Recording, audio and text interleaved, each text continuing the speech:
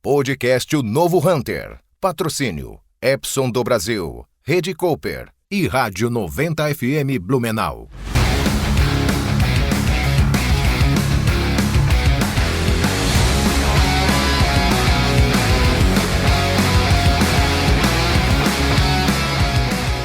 Olá, eu sou Roberto Vilela e você está no podcast Novo Hunter. O nosso podcast sempre traz profissionais que fazem a diferença nos seus mercados. E hoje, mais uma vez, não seria diferente, né, DJ? Isso, a gente vai falar com o Charles Koschnick, diretor-geral da Riffel Motopeças do Brasil, né? E vamos falar sobre tecnologia, engenharia, desafios do mercado e inovação, né? Seja bem-vindo, Charles. Obrigado, DJ, Roberto. É um prazer estar aqui com vocês para a gente poder falar um pouquinho do nosso mercado, né, do nosso dia a dia e da nossa empresa. Obrigado pelo convite. Imagina. Charles, é usual, né? A gente sempre faz isso aqui, já tinha comentado com você, a gente pede para o nosso convidado fazer um pitch, né? Como seria quase uma linha do tempo, contando um pouco da sua história. E eu que tenho a felicidade já de conhecer há tantos anos, a gente sabe que a história é bacana, é repleta de desafios, até chegar neste momento aqui conosco. E contando um pouco da sua empresa, né? Da atual empresa que você tem essa posição de diretor-geral. Então conta um pouquinho pra gente aí. Legal. Bom, Charles Koschnick, 51 anos, casado há 30 com a dona Liamara, tenho 2 filhos, um neto. Minha formação é em administração de empresas, né? Eu me considero um administrador por formação e por vocação, gosto muito da administração. Tenho 2 pós-graduações na área de gestão de empresas e negócios e 2 pós-graduações na área da psicologia, sendo que a segunda eu estou em curso agora, nesse momento, estou cursando ela. E atuo, né, no mercado de motopeças, hoje com a Riffel.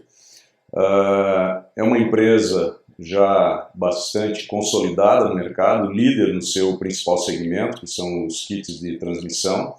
Atuamos em todo o Brasil, esses dias até numa das nossas AGMs, nas nossas reuniões gerenciais mensais, nós temos um dashboard onde mostra o mapa do Brasil e os estados onde nós tivemos venda. E todos os estados, sem exceção, estavam marcados com vendas realizadas. Então, até comentei com a equipe, né? É muito difícil, creio eu, uma marca atingir esse estágio de, naquele mês, estar presente, né, em todos os estados da federação. Então, isso para nós é motivo de orgulho e a marca vem cada vez mais se posicionando no mercado como líder, realmente, como uma das grandes empresas, uma das grandes marcas do nosso segmento. Charles, conta um pouquinho sobre o processo de evolução do mercado de motopeças no Brasil. Como é que vocês estão hoje e como é que estava lá no começo? Então, o mercado de motos ele vem crescendo ano a ano, porém, no período compreendido entre 2011 a 2017, esse mercado ele teve uma forte retração. Nós chegamos a 2008 e 2011 a termos o pico, né, de produção e venda de motocicletas, atingindo a marca aí de praticamente 2 milhões de motocicletas produzidas e vendidas no Brasil. E de 2012 a 2017, esse volume caiu drasticamente, sendo 2017 o pior ano da série, onde se fabricaram e venderam um pouco mais de 850 mil motos. 40%, não, né? Exatamente. Tem uma explicação para isso, Charles? O nosso mercado, ele é um mercado que atende um público de baixa renda. Tá. O grande volume das motos vendidas no Brasil, elas são de baixa cilindrada. Sim, tá certo. Atendendo um público que usa a moto não propriamente para o lazer, mas para o seu transporte no dia a dia e principalmente na sua atividade profissional, que é o caso dos motoboys, mototáxis, né, presentes aí em várias regiões do Brasil. Portanto, é um mercado que ele depende muito de crédito. Então, a oferta de crédito, seja ele através de consórcio, seja através de financiamento bancário, ele é um fator fundamental para o nosso negócio.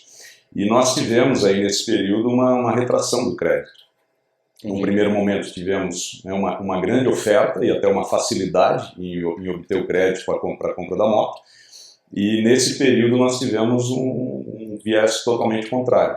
Então isso afetou o mercado de forma bastante significativa e naquela ocasião nós tivemos que nos reinventar.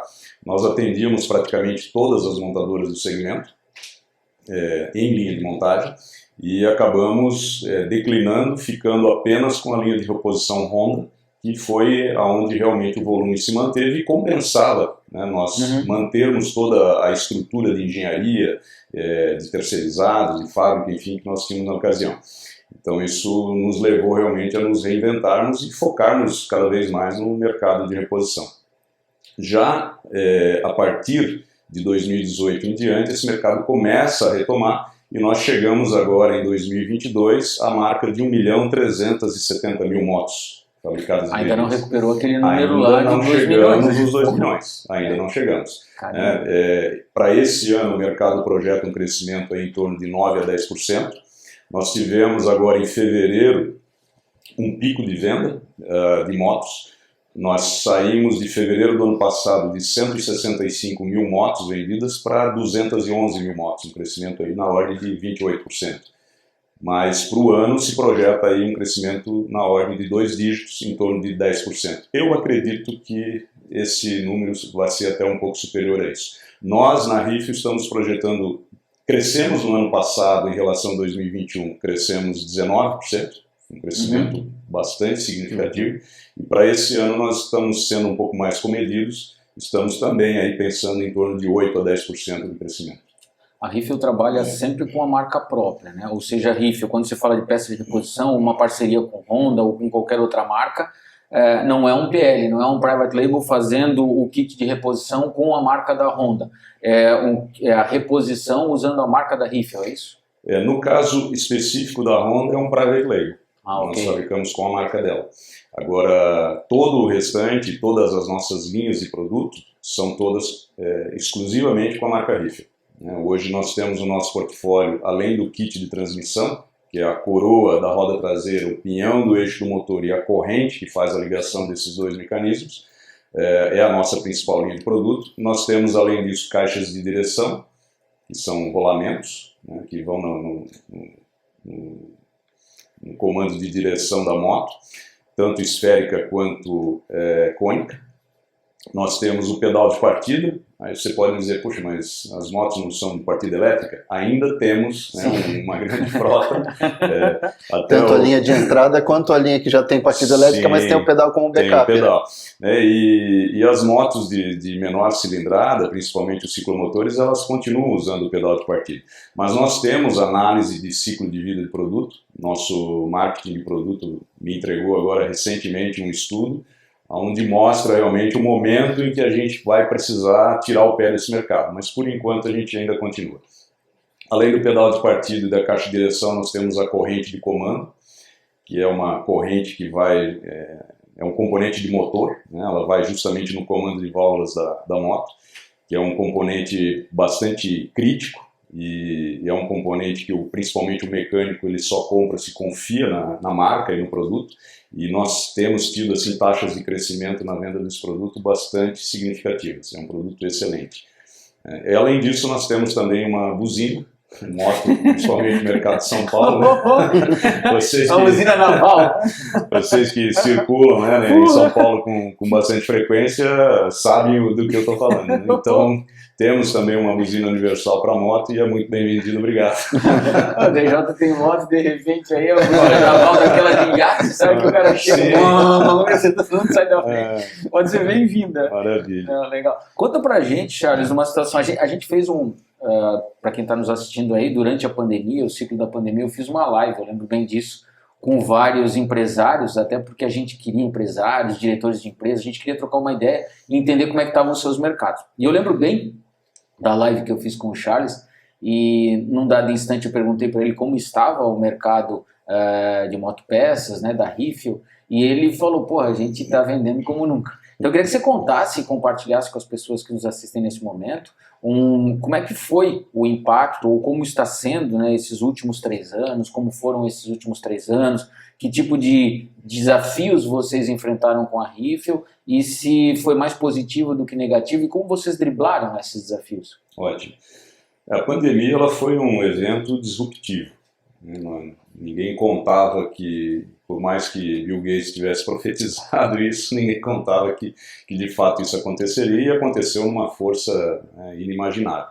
E nos levou de fato a uma reinvenção total. Nós saímos meados de março de 2020 para o home office 100%, e ainda com algumas tarefas de casa a fazer no sentido de automação, e muito rapidamente nos adequamos a isso, mas principalmente os 2 primeiros meses da pandemia foi para nós o que foi para todo mundo, né? Aquele susto. De repente você está dentro de casa conversando com a sua equipe através de um vídeo, e agora? Risco de inadimplência, será que o nosso cliente as operações do nosso cliente vão continuar a ponto dele honrar com os seus compromissos conosco, nós vamos conseguir honrar com os compromissos com os nossos fornecedores? Mas foi assim, muito rápido isso, o mercado de motopeças ele reagiu de uma maneira extraordinária, o delivery passou a ser a opção para as famílias brasileiras de um modo geral, e o motoboy nunca trabalhou tanto. E esse profissional valoroso foi realmente o que fez a diferença na pandemia e manteve não só a alimentação das famílias, mas muitos negócios funcionando, porque o trânsito de documentos, né, e de encomendas, enfim, foi algo assim assustador. Era a linha de frente da sociedade, né? Sem dúvida nenhuma. Foram os verdadeiros heróis, né, os corajosos aí que enfrentaram todo esse desconhecido que na ocasião não se sabia exatamente o que nós estávamos enfrentando. E para nós, então, as vendas elas aumentaram de maneira vertiginosa, a ponto daquilo que era uma preocupação com a falta, passou a ser uma preocupação com o excesso, né, a ponto de faltar mercadoria, de nós termos que nos organizarmos para atender, pelo menos de uma maneira mediana, todos os nossos clientes.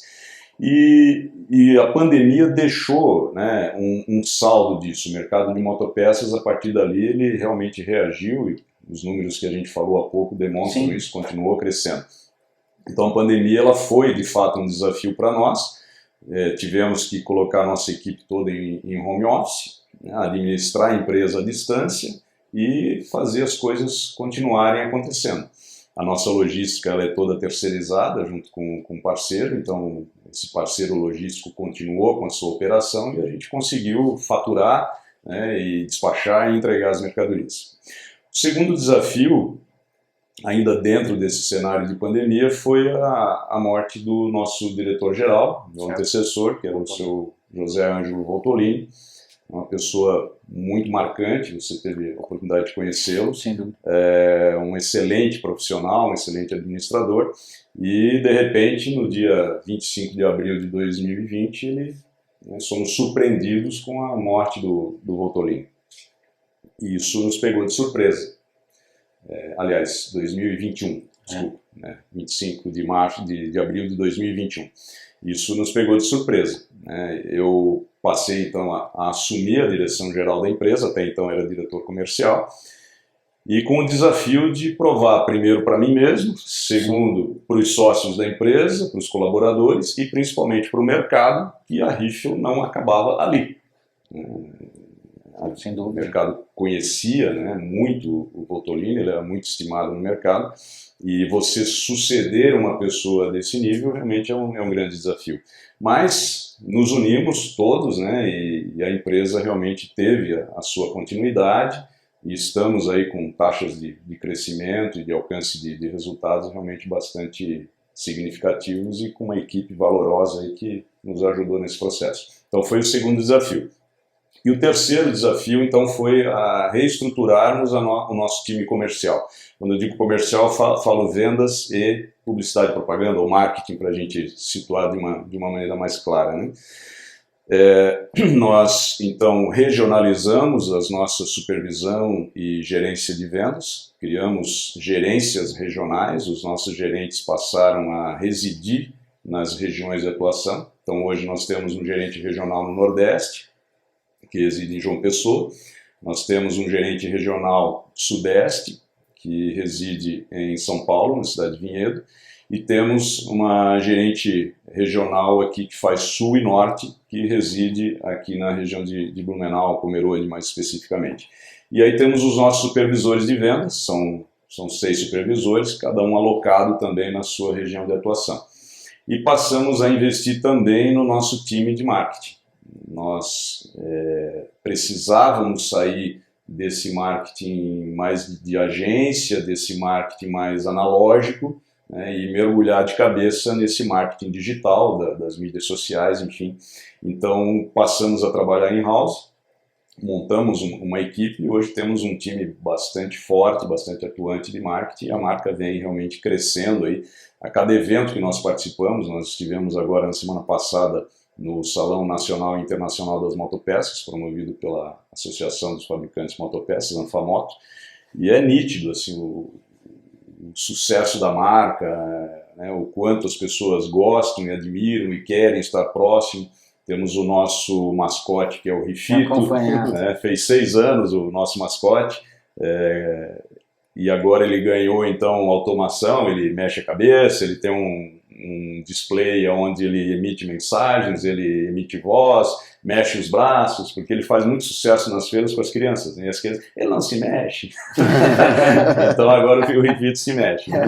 E faz um sucesso danado, é o campeão das selfies lá nas feiras. Legal. Então tudo isso, essa ebulição de mudanças na empresa criou realmente assim, um ambiente muito propício a resultado, a motivação das pessoas, estão realmente... E um contato mais próximo com o mercado, né? Essa dinâmica de Exato. Internalizar a produção de conteúdo do marketing. Sim. É uma tendência que existe porque as empresas têm... A dinâmica do mercado acelerou, né? Então você tem que ter um contato com uma frequência mais rápida e com mais precisão. A gente manteve uma consultoria estratégica de marketing, né, que está no estado de São Paulo e que nos presta todo esse trabalho. Nós temos designers terceirizados também para ajudar nesse processo criativo, mas a inteligência, né, quem pensa realmente o marketing da empresa é a nossa equipe interna e tem tido bastante sucesso. Legal.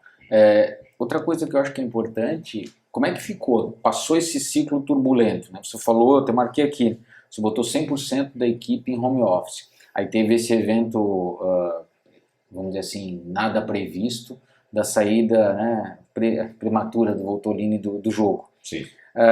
Aí dá uma acalmada no processo da pandemia, muitas empresas voltam para a estrutura, seja de escritório, enfim. Como é que ficou com a Rifel? Qual foi a sua decisão na condição de diretor-geral? Manteve o pessoal parte em casa, parte na empresa? Tem colaboradores 100% home office? Houve essa mudança no modelo de trabalho ou não? Voltamos tudo como estávamos antes da pandemia? Nós hoje estamos com a nossa equipe no sistema híbrido. Tá. Então o nosso pessoal trabalha 2 dias da semana na sede da empresa e os outros 3 dias em home office. O processo de home office para nós ele se mostrou bastante positivo. Legal. Nós percebemos, né, uma melhoria no bem-estar das pessoas. Os nossos resultados não tiveram processo de descontinuidade, muito pelo contrário, eles melhoraram.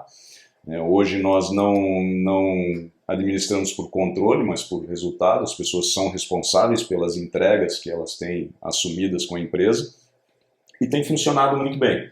Nós estamos desde lá de março de 2020 nesse processo e continuamos. E por que 2 dias na empresa e não 100% home office? Né? Nós entendemos que, primeiro, nós precisamos cuidar da saúde psicológica do nosso pessoal. Perfeito. Então, a solidão, ela traz as suas consequências. Né? Então, 2 dias as pessoas estão ali. Segundo, manter entre essas pessoas a socialização.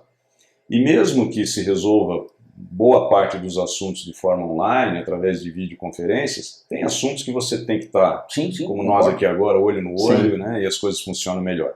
E terceiro, para que nós tenhamos a manutenção da cultura organizacional. Perfeito. O nosso grande receio era a perda da cultura organizacional, que é muito forte, né, e nós temos um ambiente, né, de cultura organizacional muito bem estabelecido e tínhamos o receio de perdermos isso. O que a gente tem visto é essa preocupação mesmo e o efeito de desprendimento lento e gradual que pode acontecer dessa cultura se você fica no modelo 100% por muito tempo. Né? Mesmo quem trabalha 100% em casa tem que ter momentos de conexão. Né? Sem dúvida, isso foi para nós fundamental.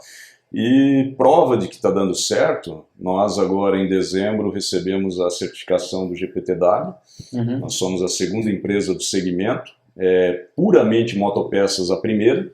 Nós temos uma outra empresa que também trabalha com motopeças que teve a certificação um pouquinho antes da gente, e tivemos uma nota fora da curva normal. Nós alcançamos o selo com nota 93.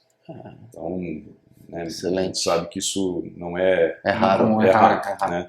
Então, isso mostra o quê? Que todo esse cuidado com a cultura, com o clima, com o relacionamento, com a socialização, ele está acontecendo. A partir da resposta das pessoas a todo o processo de pesquisa do GPTW, nos conferiu essa nota.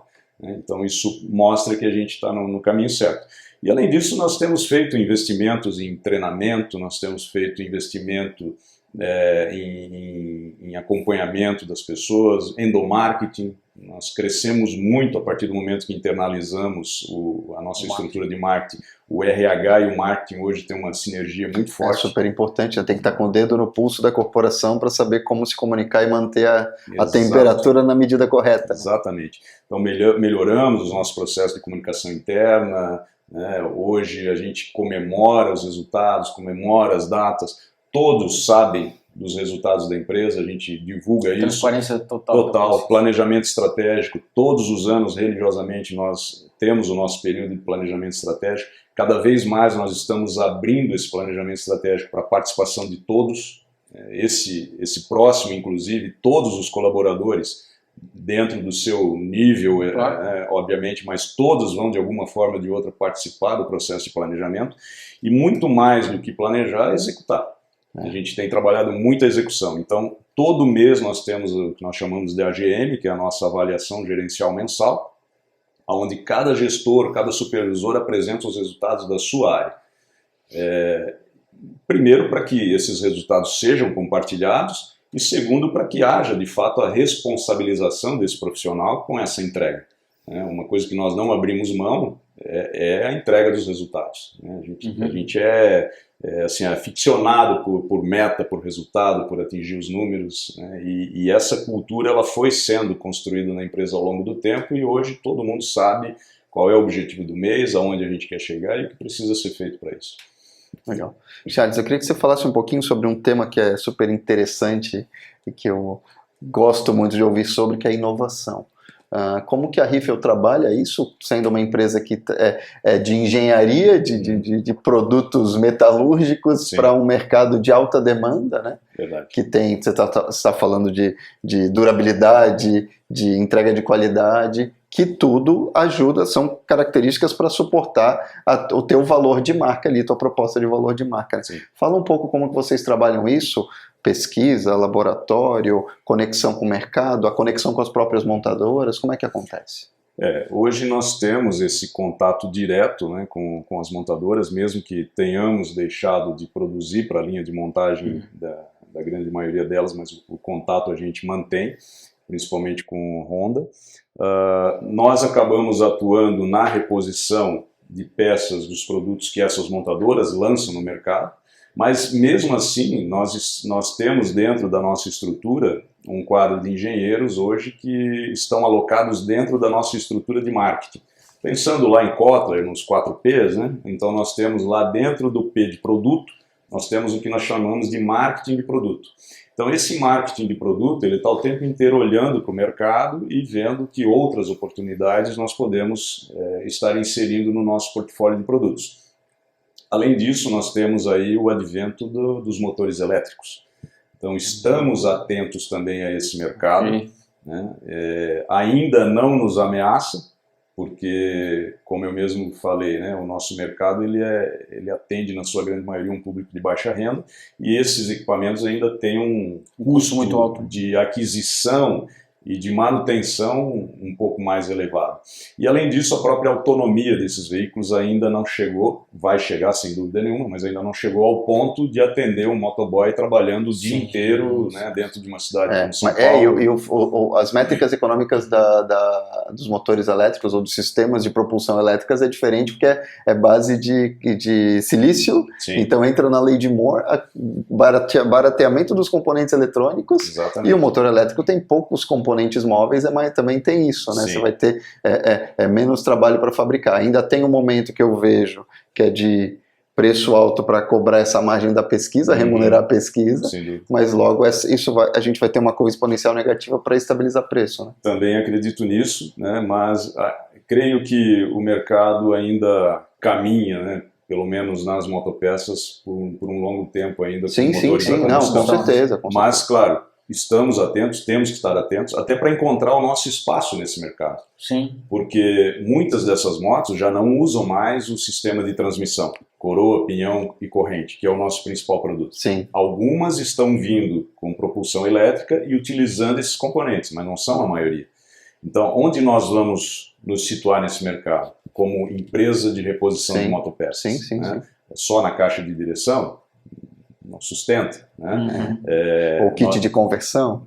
Kit de conversão, né? Ou vamos para acessórios que atendam essa motocicleta, enfim. Estamos ainda, né, estudando esse mercado e buscando o nosso caminho, mas é aí uma oportunidade, mas ao mesmo tempo uma ameaça que está presente, e por isso a gente investe então em pesquisa, desenvolvimento, né, e estamos aí de olho nesse mercado constantemente. São possibilidades fascinantes aí no futuro. Sem dúvida nenhuma, o mercado não deixa a gente ficar parado não. A Rifel, durante um longo período, como eu já acompanho a Rifel há um bom tempo, né, nas suas duas passagens, né, na primeira passagem, acho que na época era supervisor comercial, gerente comercial, né, na primeira passagem. Eu entrei na empresa em 2002 como supervisor comercial, isso. Cuidando lá do norte do país, né, indo desde do Mato Grosso do Sul até Roraima. Depois eu fui promovido a gerente, aí saí da região norte, fui para São Paulo e Rio, cuidar da região sudeste, e depois para a gerência comercial. E aí eu saí da empresa em 2007, meados de 2007, andei pelo caminho têxtil. Nos encontramos lá também, né? Como dizia um engenheiro têxtil que você conhece, que é o Egon, né? O Egon Marquardt, ele dizia, malha não é chapa de aço. E fiquei, então, 8 anos, né, trabalhando na área de malha em rolo, e voltei, depois tive a oportunidade, então, de retornar para a Rifel, a convite, inclusive, do Voltolini, que na época eu tinha indicado o diretor comercial da época. Esse diretor comercial, que primeiro o Voltolini veio me convidar, eu falei, não estou bem aqui, vou te indicar alguém. Eles sempre pegavam no meu pé por isso. E aí contratou essa pessoa, só que essa pessoa apareceu uma oportunidade nos Estados Unidos. E ela foi para lá. E ela foi para os Estados Unidos, aí ele me ligou assim, agora tu vem, né? Agora tem que vir. Eu vou. E aí 2015, então junho de 2015, retornei para a empresa, e estou até hoje, e a ideia é realmente continuar seguindo aí com a Rifel, que o mercado de motopeças é fascinante. Gosto de moto, né, ando de moto e depois que o óleo entrou na veia é difícil. A minha pergunta era justamente nisso, né? Naquela primeira fase a Rifel produzia, né, muita coisa no Brasil. E nos últimos anos, eu tenho ciência disso, talvez as pessoas que nos acompanham não tenham ciência disso, a Rifel mudou um pouco a sua forma de entender o seu negócio e passou a ter uma operação não mais de fabricação dentro do Brasil, e sim muito mais a parte da inteligência, da engenharia e da comercialização desses produtos. Queria que você contasse um pouco para o pessoal como é que funciona esse modelo, que também foi disruptivo, né? Você transferir parte da produção, ou toda a produção, no começo acho que foi em partes, né? Uma parte lá fora, uma parte no Brasil e depois 100% externo. Sim. Isso começou lá em meados de 2007, 2008, 2009, né? Esse processo, o Brasil vinha enfrentando um processo muito acelerado de desindustrialização, até por falta de uma política industrial de longo prazo, e até por questões tributárias. O custo Brasil, na verdade, inviabilizou a manutenção da indústria no Brasil. Então a gente sempre diz, nós não fomos produzir na China porque nós escolhemos isso. Nós fomos porque era a única saída. Né? Era a única saída. E se um dia pudermos voltar a produzir no Brasil, por que não? Esse eu acho que é o sonho de todo empresário brasileiro que foi para a China por uma questão de necessidade, gerar mais empregos no Brasil. Mas a gente fez gradativamente esse processo então de migração, de uma indústria que fabricava praticamente 100% aqui no Brasil.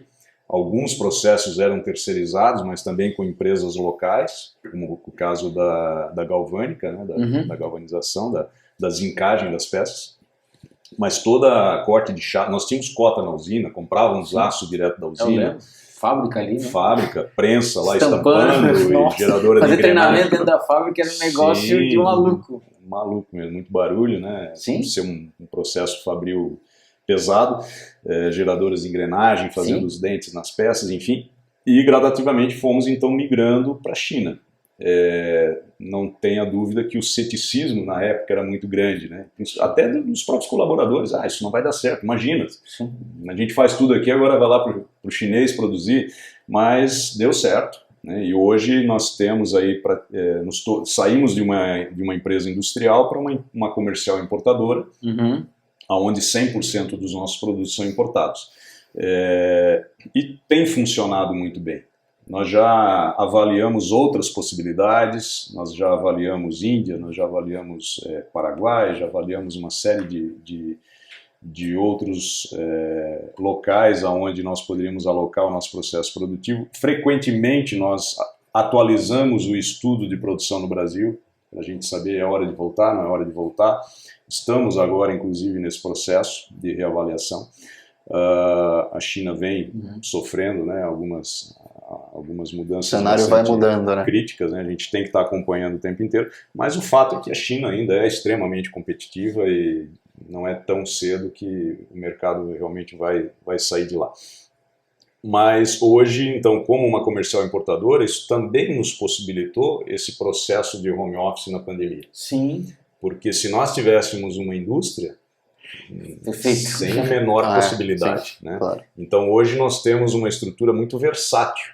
Né? Ela pode trabalhar aqui, ela pode trabalhar em qualquer lugar do mundo. Sim. Tudo está conectado. Hoje eu tenho a empresa aqui, na palma da mão, com dashboards, com controles, com tudo que eu precisar acessar da empresa está aqui. Né? E além disso, isso facilita uma coisa que precisa acontecer com todas as empresas, e você tinha citado na resposta anterior sobre inovação, que é colocar engenharia de produto conectada com marketing de produto. Exatamente. Que é uma coisa que é importante destacar aqui, não é tão comum assim no Brasil, nas empresas industriais. Concordo. Né? É claro que a empresa tem a planta industrial, ela tem que fazer isso também, mas a partir do momento que você tem o teu parceiro produz ali, te entrega, o teu foco necessariamente tem que fazer isso. Você tem que seguir o modo Kotler, né? a metodologia do marketing para poder fazer isso acontecer, que é efetivamente, como até o próprio Kotler fala, é fazer a empresa ser voltada para o mercado. Né? Perfeito, perfeito. A gente tem que olhar, né, a partir do consumidor final. A gente costuma dizer a pessoa que senta na moto. Sim. Essa frase foi cunhada, inclusive, pelo Voltolini. Ele sempre dizia o cara que senta na moto. Nós mudamos para pessoa. Porque tem muitas mulheres sentando na moto.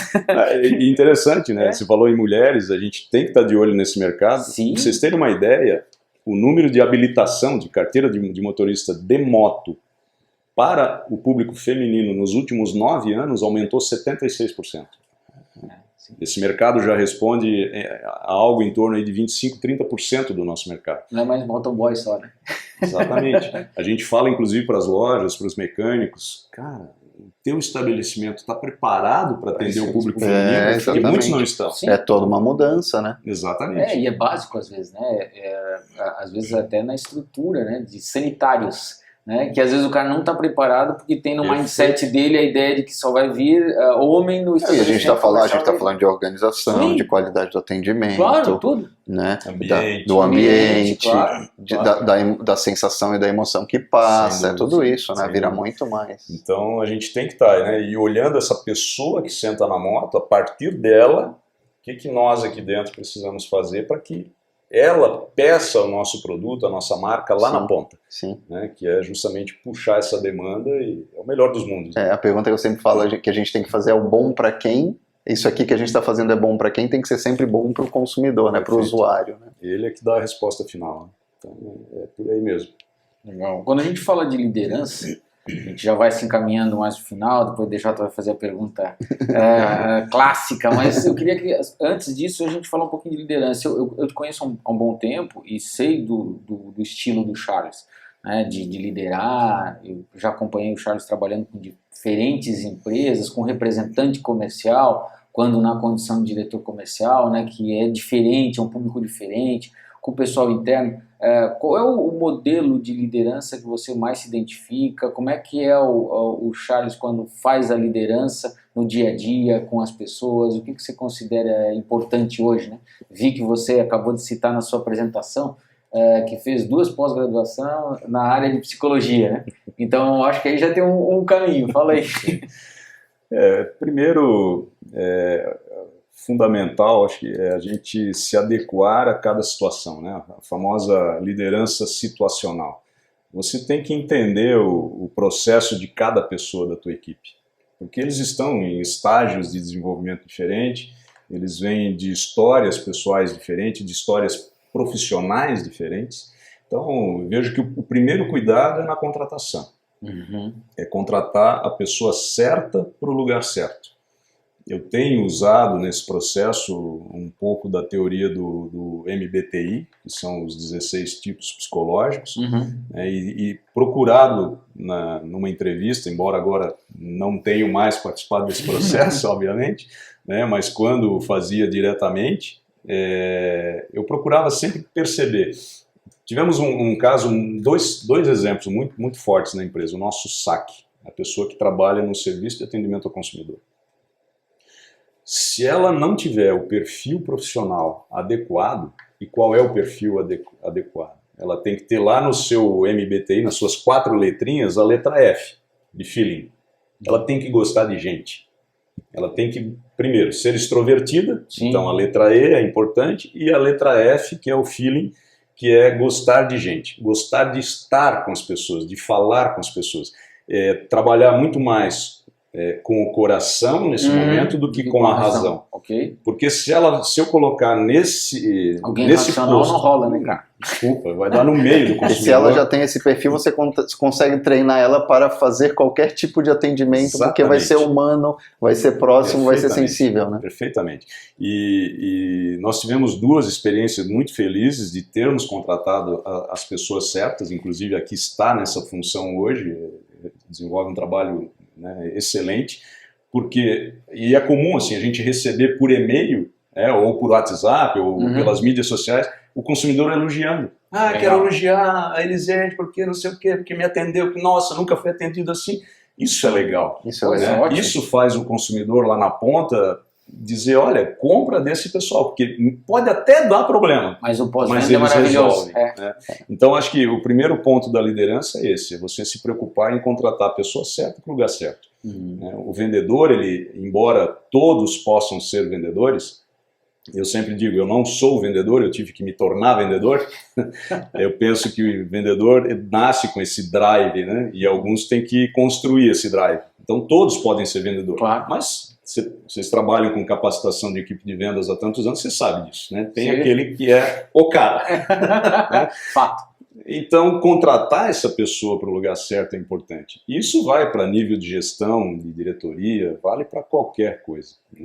E um outro ponto que eu penso na liderança que é essencial é você confiar nas pessoas, dar liberdade para elas te trazerem o resultado, o respeito ao invés do medo, que é fundamental, as pessoas saberem que elas podem errar e que elas não serão punidas de uma maneira injusta pelo erro. Elas serão corrigidas, mas não punidas. Sim. Então você dá essa liberdade. Não é comando e controle, né? Exatamente. É mais uma gestão humana. Mais humana. Eu penso que essa é a palavra. Você humanizar a gestão, ela é importante. Sem, obviamente, abrir mão dos resultados. Claro. Eu cobro o resultado, o pessoal sabe disso. Aí que tá, porque tudo isso é para criar condições para a pessoa entregar o resultado da melhor maneira possível. Não é para dar moleza. Jamais. Não é uma entidade, né, sem fins lucrativos. Exato. O objetivo da empresa, embora seja a sua perpetuação, né, ter as pessoas felizes, mas também gerar lucro, obviamente. Sim, claro. Né? Então, eu penso que caminha muito por esse viés, né? E o líder realmente conhecendo primeiro a si mesmo, acho que esse é um processo muito importante, isso me ajudou muito na especialização em psicodinâmica, eu passei por um processo assim, de autoconhecimento muito interessante, e a partir do momento que você se conhece, você se torna mais tolerante com o outro, e você passa também a entender melhor o outro a partir das suas próprias fraquezas ou das suas forças. E a partir desse processo você passa a respeitá-lo mais, né, e conquistar o respeito. Eu penso que é por aí. Até sinalizar, né, a própria fraqueza, porque quando você se conhece e identifica qual é a sua fraqueza, automaticamente você não se sente constrangido de externar ela para quem está ao redor e dizer assim, cara, isso não tenho condição de fazer isso, eu preciso de ajuda nesse ponto. A equipe precisa enxergar em você um ser humano. Exato. Que também erra. Perfeito. DJ, vamos para a pergunta final? Charles, muito bacana. E como é que vocês, ou o perfil que vocês buscam na Riffel, né, que você tem visto no mercado, mas especificamente na Riffel, que é uma empresa num novo modelo de constituição, né, mais dinâmico, em que engenharia e marketing de produtos estão conectados, em que as pessoas trabalham no modelo híbrido e que tá falando de conexão com o mercado, com fornecedores do exterior, com o mercado nacional, que tem tantas demandas. Qual é o perfil dessas pessoas que você busca para trabalhar, né, o que a gente gosta de chamar de o novo Hunter? Legal. Eu costumo dizer para a minha equipe, com pessoas que eu converso, que o resultado, o seu resultado ou o resultado da sua empresa, ele será diretamente proporcional à qualidade das pessoas que você tiver no teu time. Perfeito. Principalmente no teu time de gestão direta, aquelas pessoas que estão diretamente ligadas a você. Quanto mais eclético, quanto mais heterogêneo e quanto mais capacitado for esse time, melhores serão os resultados. Não é garantia de sucesso, sem dúvida, porque isso envolve, né, uma série de outros fatores, mas é um bom começo. Então, penso que é isso, escolher as pessoas certas. E o que é essas pessoas certas? Pessoas que tenham realmente um espírito humano desenvolvido, que queiram estar na empresa para gerar resultado. Eu digo aquele velho jargão, né? Tem que ter sangue no olho. Tem que ter sangue no olho. Você tem que perceber na pessoa um nível de ambição sadio, não aquela ambição que vai sabotar o processo, que vai gerar intrigas dentro da empresa, mas aquele nível de ambição sadio, que tenha a capacidade de se relacionar bem com as pessoas, que goste realmente de atender o cliente. Eu digo, todos somos vendedores na empresa, desde o presidente da empresa, passando por mim, até a pessoa que, né, trabalha na nossa copa, todos somos vendedores. Além disso, desejo de aprender continuamente. Nós incentivamos o nosso pessoal a estar se especializando e estudando continuamente, então elas têm que ter esse desejo de aprender o tempo inteiro, né? E, de um modo geral, eu penso que é isso, né? Falando mais para o board da empresa, para os níveis de liderança, saber confiar na equipe, acho que isso é fundamental também, e saber o momento de passar o boné, né? Você entender que você está ali para preparar sucessores, preparar pessoas que possam, no momento em que eu vier a me ausentar da empresa por alguma razão, que se sente lá na cadeira e o processo ande, assim como aconteceu com o seu Voltolini, que veio me acompanhando desde 2015 na minha volta para a empresa. Era raro eu fazer uma viagem que ele não estivesse junto comigo, a gente viajando junto e eu aprendendo. E por uma fatalidade, né, no dia seguinte ele não estava mais na empresa, ela precisava ter continuidade. Então, graças a essa visão dele também, que eu procuro agir dessa forma, né, a empresa tem aí o seu processo de continuidade. A liderança e a sucessão estava fortalecida e conseguiu dar continuidade. Exatamente. Então, acho que isso é importante. Vai por aí. Legal, perfeito. Bom, Charles, muito obrigado pela presença. Eu até falei para o DJ, falei para o Charles hoje quando ele chegou, a gente está tentando conciliar essa agenda já há muito tempo, né, e felizmente a gente conseguiu. Então fico muito feliz de poder conversar com você mais uma vez, né, o DJ junto aqui, a gente poder participar, ter você aqui no Novo Hunter, porque eu sei da história, sei da trajetória, sei dos desafios e sei do quanto você leva valores a sério. Até por te conhecer já há mais tempo. Então eu acho que um ponto forte que talvez o Charles não citou aqui nessa definição do novo Hunter, mas é porque para ele isso é muito óbvio, são os valores. Assim, ele tem valores muito claros, muito definidos, de muita ética, isso eu conheço a família dele e tudo mais, então acho que isso faz uma diferença muito grande, porque quando existe transparência na relação da liderança, né? Então assim, se o meu liderado ele percebe que mesmo quando eu estou apontando alguma coisa que não é positiva, eu estou fazendo isso de verdade, com o propósito de fazer com que ele melhore, eu acho que fica muito mais fácil dele aceitar. Né? Sem dúvida, sem dúvida. O líder hoje ele precisa, mais do que comandar, inspirar. Né? E inspirar é através de valores, né? É através de exemplo. Né? Não adianta você ter um discurso e agir de forma contrária a esse discurso. Isso não funciona e as pessoas não acreditam em líderes que fazem de conta.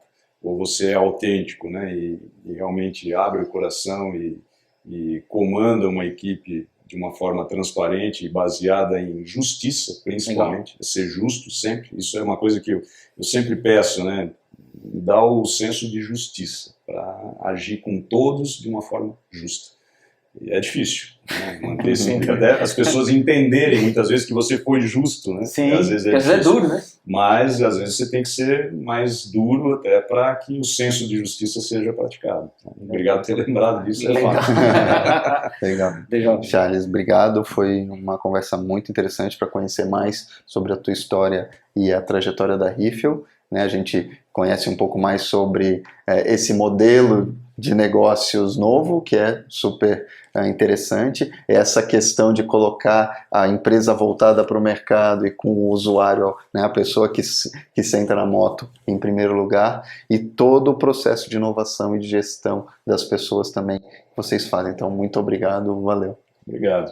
Da minha parte, DJ, Roberto, imensamente grato pelo convite, pela oportunidade. Né, vocês acabam favorecendo a nós, profissionais do mercado, uma janela aí para o mundo também, para falar um pouquinho do nosso dia a dia, da nossa empresa, da nossa marca, dos nossos produtos, e quem sabe com isso também poder aí inspirar outros, né, a seguirem alguns dos nossos exemplos, como nós também, a partir dos outros episódios, também acabamos sendo inspirados. Então, obrigado e parabéns aí pela iniciativa de vocês. Legal, obrigado, Charles. Bom, você acabou de acompanhar a entrevista com o Charles Koschnick, um grande amigo, que é diretor-geral da Rifel Motopeças, que trouxe aqui um pouco da história, não só da empresa, como dele, contando um pouco da trajetória, de como ele faz a gestão hoje do negócio, da empresa, e todas essas inovações que a empresa vem implementando. Então, continue acompanhando o nosso canal, faça a sua inscrição, compartilhe este episódio do Charles e os outros, para que os seus amigos, para que as pessoas que fazem parte da sua rede de relacionamento possam aprender um pouco mais com histórias tão relevantes como essa do Charles. Valeu, até o próximo episódio.